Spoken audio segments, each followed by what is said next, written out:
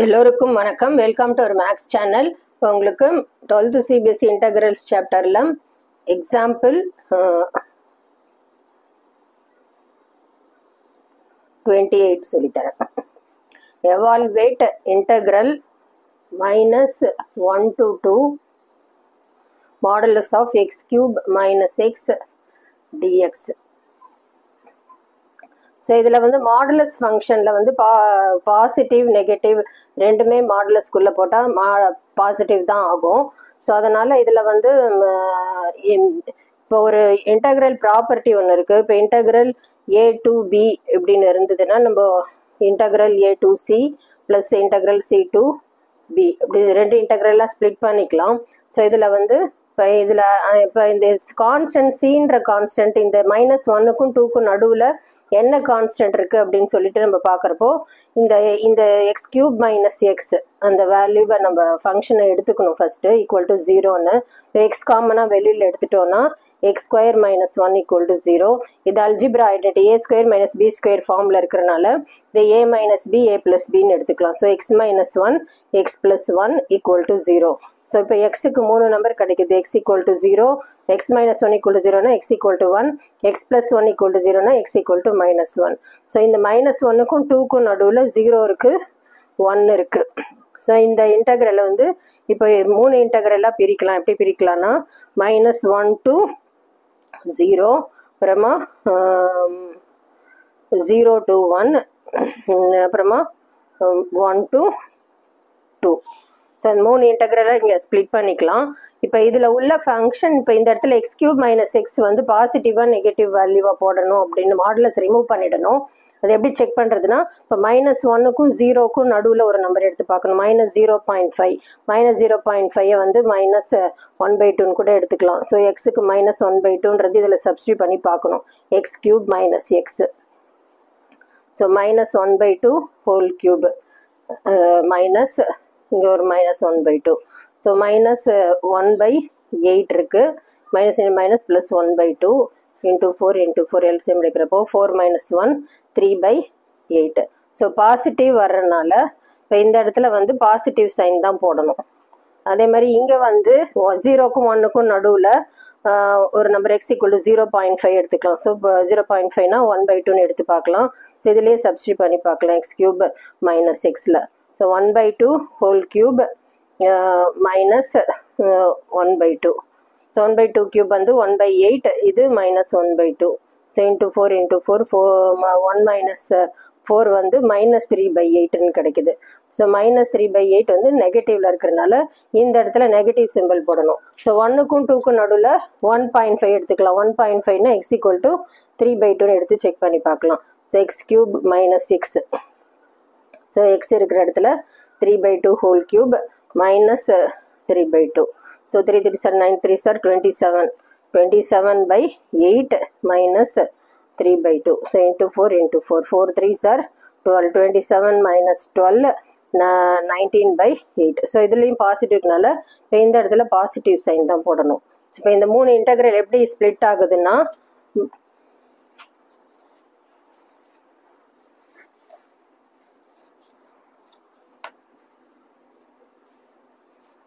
Integral -1 to 0 plus sign இருக்கிறனால அப்படியே X cube minus எக்ஸ்ன்னு எடுத்துக்கலாம். டிஎக்ஸ் ப்ளஸ் அடுத்தது 0 to 1. இந்த இடத்துல வந்து மைனஸ் சைன் இருக்கிறனால minus of x cube minus x டிஎக்ஸ்ன்னு எடுத்துக்கணும். அடுத்தது 1 to 2. இந்த இடத்துல ப்ளஸ் சைன் இருக்கிறனால plus x cube minus x dx. So இங்கே ஏன் ப்ளஸ் வந்தது இங்கே மைனஸ் வந்ததுன்றது அதுதான் நான் இப்போ எக்ஸ்பிளைன் பண்ணியிருக்கேன். நடுவில் உள்ள வேல்யூ சப்ஸ்டியூட் பண்ணி பார்க்கணும். இப்போ வந்து இந்த 3 இன்டகிரலாக இருக்கிறனால ஒரே ஸ்டெப்பில் போட்டால் கால்குலேஷன் மிஸ்டேக் வர சான்ஸ் இருக்குது. ஸோ அதனால் 3 இன்டகிரலாக ஸ்ப்ளிட் பண்ணிக்கோங்க. I1 + I2 + I3. இப்போ நான் I1 மட்டும் ஃபஸ்ட்டு பண்ணலாம்.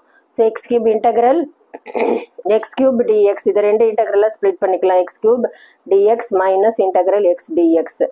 ஸோ எக்ஸ் கியூபை இன்டகிரேட் பண்ணோன்னா எக்ஸ் பவர் 4 பை இன்டகிரேஷனுக்கு வந்து ஸோ இதுதான் formula. Integral x power n இருந்தால் x power n+1 by n+1. So இது யூஸ் பண்ணிக்கலாம். இப்போ இதில் வந்து எக்ஸ் பவர் 4 பை 4 இது மைனஸ் எக்ஸ் இருந்தால எக்ஸ் பவர் 1/1 இருக்குது. இப்போ n+1/n+1 1 + 1 2. So x square by 2. So integrate பண்ணியாச்சு. இப்போ இதில் லிமிட் வந்து -1 to 0 இருக்குது. ஸோ -1 0. அப்பர் லிமிட் வந்து 0 சப்ஸ்டியூட் பண்ணுறப்போ இது எல்லாமே 0 ஆகிடும். அப்புறமா இங்கே upper limit minus lower limit அந்த மைனஸ். அப்புறமா இங்கே என்ன இருக்குது எக்ஸ் இருக்கிற இடத்துல -1 சப்ஸ்டியூட் பண்ணும். -1/4/4 அப்புறமா மைனஸ் அப்புறமா -1² 2. இது வந்து -1 பவரில் ஈவன் நம்பர்னால பாசிட்டிவ் ஆகிடும். இப்போ இங்கே ஒரு மைனஸ் இருக்குது -1/4 இதுவும் பாசிட்டிவ் ஆகிடும் -1/2. ஸோ இன்ட்டு 2 × 2 -2 + 1 வந்து -1/4. இங்கே ஒரு மைனஸ் இருக்கிறனால +1/4ன்னு கிடச்சிருக்கு. ஸோ இதை வந்து இதை அப்படியே வச்சுக்கலாம். அடுத்தது I2 இன்டகிரல்.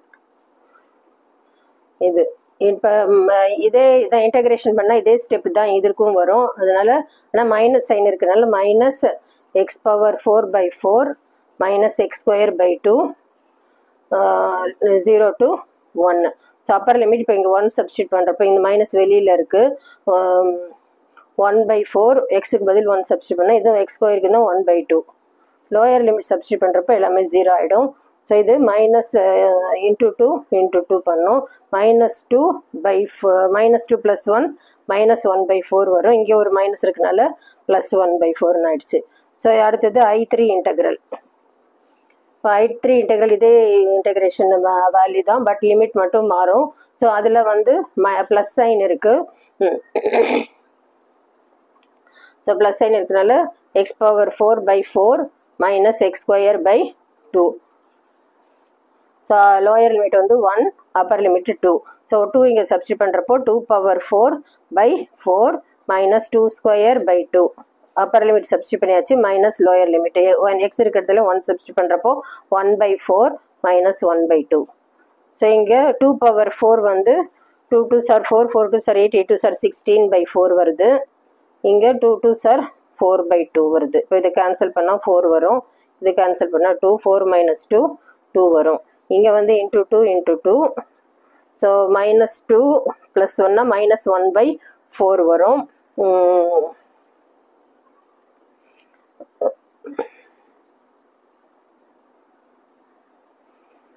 இங்கே ஒரு ப்ளஸ் மைனஸ் சைன் இருக்கிறனால +1/4. ஸோ இப்போ இது எல்லாத்தையுமே இப்போ நான் ஆட் பண்ணோம். I1 integral I2 integral. இது I1க்கு 1/4 கிடச்சிருக்கு, இது 1/4 கிடச்சிருக்கு, இது 2 + 1/4. இப்போ எல்லா இன்டகிரலும் நம்ம ஆட் பண்ண போகிறோம்.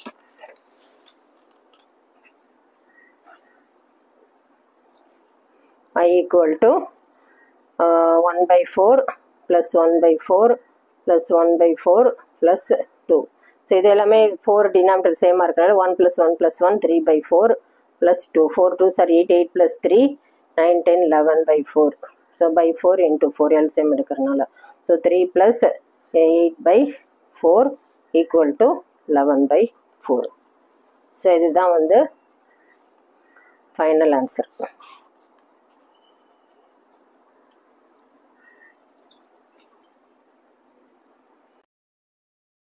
29th sum. Evaluate, integrate -π/4 + π/4 sin square x dx ன்னு இருக்கு. ஸோ இது வந்து ஒரு ப்ராப்பர்ட்டி -a to a அப்படின்னு இருந்ததுன்னா, இது ஈவன் ஃபங்க்ஷனாக இருந்ததுன்னா நம்ம 2 × 0 to a f(x) dxன்னு எடுத்துக்கலாம். ஸோ இது ஈவன் ஃபங்க்ஷனாக எப்படின்னு செக் பண்ணணும்னா எக்ஸ் இருக்கிற இடத்துலையே -x சப்ஸ்டியூட் பண்ணி பார்க்கணும். ஸோ f(x) வந்து இப்போ sin square xன்னா எக்ஸ் இருக்கிற இடத்துல f(-x) வந்து sin square -x. சைனுக்குள்ளே மைனஸ் இருந்தால் -sin x, ஸ்கொயர் இருக்கிறனால +sin square x தான் வரும். ஸோ f(x)ம் f(-x)ம் ஈக்குவலாக இருக்கனால இது வந்து ஈவன் ஃபங்க்ஷன். ஸோ ஈவன் ஃபங்க்ஷனுக்கு இந்த ப்ராப்பர்ட்டி நம்ம யூஸ் பண்ணிக்கலாம். ஸோ மைனஸ் இதை வந்து இப்போது 2 × 0 to π/4 sin square x dx. So இன்டகிரேஷனில் சைன் ஸ்கொயருக்கு ஃபார்முலா கிடையாது. அது எப்படி நம்ம மாற்றலாம்னா sin square x வந்து ட்ரிக்னாமெட்ரி ஃபார்முலா யூஸ் பண்ணிக்கலாம். 1 - cos 2x/2. ஸோ இந்த ஃபார்முலா தான் இப்போ இங்கே யூஸ் பண்ண போகிறோம்.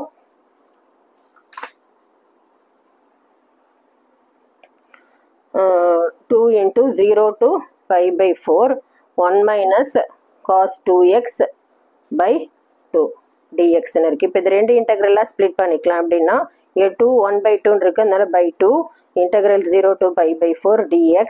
ஸோ இங்கே மைனஸ் இருக்கு, இங்கே ஒரு 2 இருக்கு.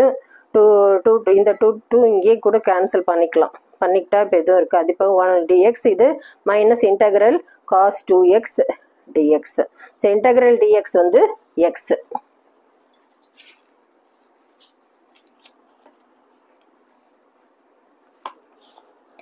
x மைனஸ் இப்போ காஸ் இன்டகிரேஷனில் வந்து காஸ் எக்ஸ் இன்டகிரேட் பண்ணோன்னா சைன் எக்ஸ்ன்னு வரும். இதே காஸ் ஏஎக்ஸாக இருந்ததுன்னா ஒரு கான்ஸ்டன்ட் மல்டிப்ளை பண்ணியிருந்தா 1/a sin ax அப்படி போட்டுக்கலாம். ஸோ அதுதான் இப்போ இங்கே யூஸ் பண்ண போகிறோம். இப்போ இங்கே காஸ் 2x மைனஸ் என்னால் மைனஸ் காஸ் 2x வந்து 1/2 sin 2x. cos x 2x integrate பண்ண sin 2x 1/2 sin 2x integrate பண்ணியாச்சு. இப்போ வந்து நம்ம upper limit lower limit substitute பண்ணோம். 0 to pi by 4 x இருக்கிற இடத்துல எல்லாம் இப்போ pi by 4 சப்ஸ்டியூட் பண்ணோம். Minus 1/2 sin 2 into pi by 4 upper limit substitute பண்ணியாச்சு. மைனஸ் லோயர் லிமிட் இப்போ எக்ஸ் இருக்கிறது 0 சப்ஸ்டியூட் பண்ணி 0 ஆகிடும். சைன் 2 into 0 வந்து 0, சைன் 0ட வேல்யூவும் 0 தான். அந்த ஹோல் டேர்ம் 0 ஆகிடும். இப்போ இங்கே என்ன இருக்குது, pi by 4 மைனஸ் இது கேன்சல் பண்ணிக்கலாம். சைன் 90யோட value 1. So pi by 4 minus 1/2. So இதுதான் வந்து final answer.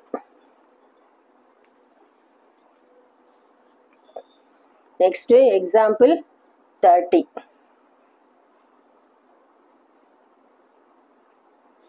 Evaluate, integrate 0 to pi x sin x by 1 plus cos square x dx இருக்கு. ஸோ இப்போ இதில் வந்து எக்ஸ் இருக்குது. இப்போ இதில் ஒரு ப்ராப்பர்ட்டி இன்டகிரேஷனில் இருக்குது. 0 to a அப்படின்னு இருந்ததுன்னா f of x dxன்னு இருந்ததுன்னா 0 to a f of a minus xன்னு யூஸ் பண்ணிக்கலாம். ஸோ இங்கே பைனா எக்ஸ் இருக்கிற இடத்துலலாம் பை மைனஸ் எக்ஸ் யூஸ் பண்ணிக்கலாம். இப்படி இந்த ப்ராப்பர்ட்டி, இப்போ இந்த ப்ராப்பர்ட்டி தான் இதில் யூஸ் பண்ண போகிறோம். இந்த இன்டகிரேஷனுக்கு ஐ நேம் கொடுத்துக்கலாம். இப்போ நம்ம இந்த பை மைனஸ் எக்ஸ் யூஸ் பண்ணுறதுக்கும் ஐ நேம் கொடுத்துக்கலாம். So integral 0 to pi x இருக்கிற இடத்துலலாம் pi minus x sin pi minus x whole divided by 1 plus cos square pi minus x. பைன்றது 180.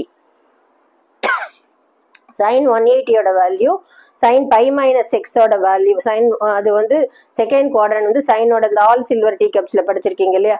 sin 180 மைனஸ் தீட்டா வந்து sin தீட்டானே எடுத்துக்கலாம்.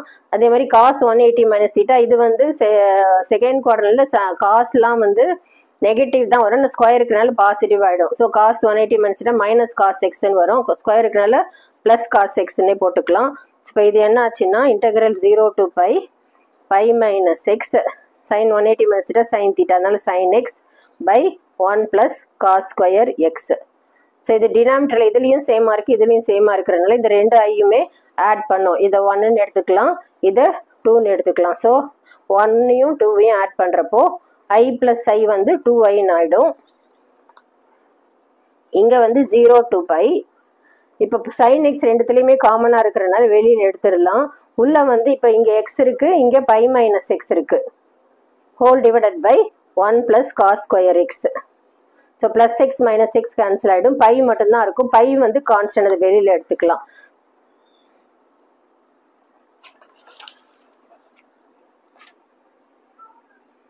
So 2i equal to integral 0 to pi sin x, pi வந்து constant வெளியே எடுத்துட்டு sin x by 1 plus cos square x dx. So இப்போ இதில் வந்து காஸை டிஃபரன்ஷியேட்னா sin xன்றனால சப்ஸ்டியூஷன் மெத்தட் யூஸ் பண்ணிக்கலாம். So let sin x equal to tன்னு அசியூம் பண்ணிக்கணும். இப்போ sin x differentiating both sides பண்ணணும். sin x டிஃபரன்ஷியேட் பண்ணால் cos x. So cos x dx equal to dt. So இப்போ இந்த cos x தான் நம்ம sin x tன்னு எடுத்துக்க வேண்டாம், சாரி cos x தான் tன்னு எடுத்துக்கணும். So cos x equal to tனா cos x differentiating both sides பண்ணணும். பண்ணுறப்போ cos x டிஃபரன்ஷியேட் பண்ணால் minus sin x dx equal to dtன்னு ஆயிடுச்சு. ஸோ இந்த மைனஸ் சைன் இங்கே கொண்டு வரப்போ sin x dx வந்து மைனஸ் dtன்னு ஆயிடும். ஸோ இப்போ இந்த இன்டகிரேஷன் என்னவா ஆச்சுன்னா 2i equal to pi into 0 to pi sin x dx minus dtனால இந்த மைனஸ் சைன் வெளியே போட்டுக்கிட்டு dt by 1 plus t square.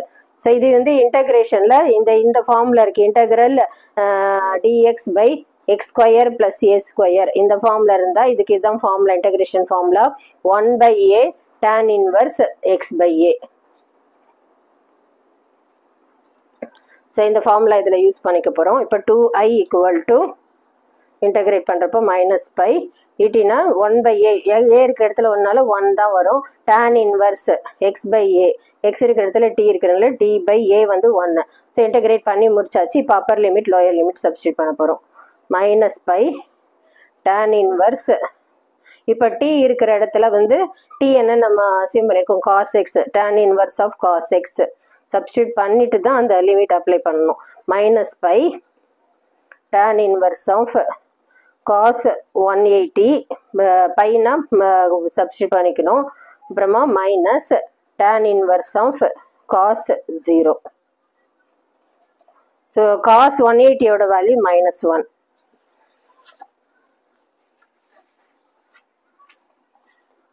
Minus pi tan inverse of minus 1 வரும். இங்கே மைனஸ் tan cos 0ோட வேல்யூ வந்து 1. So tan inverse of 1. So tan inverse minus 1 வந்து எப்படி கால்குலேட் பண்ணுறதுன்னா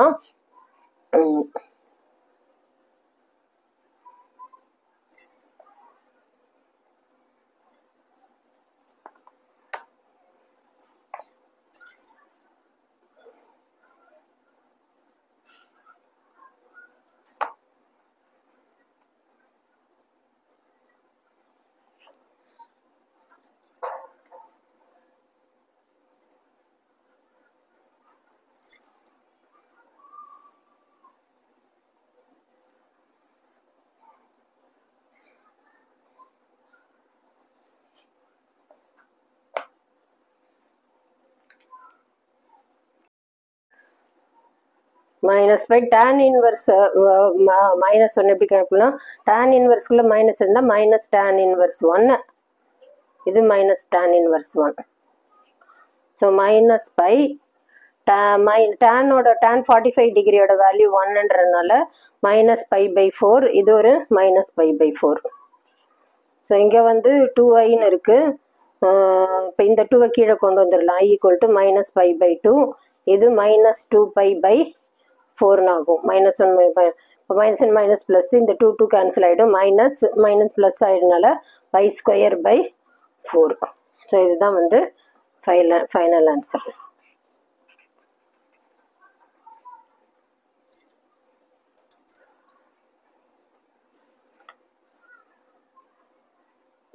உங்களுக்கு புரிஞ்சிருக்கும்னு நினைக்கிறேன். தேங்க்யூ.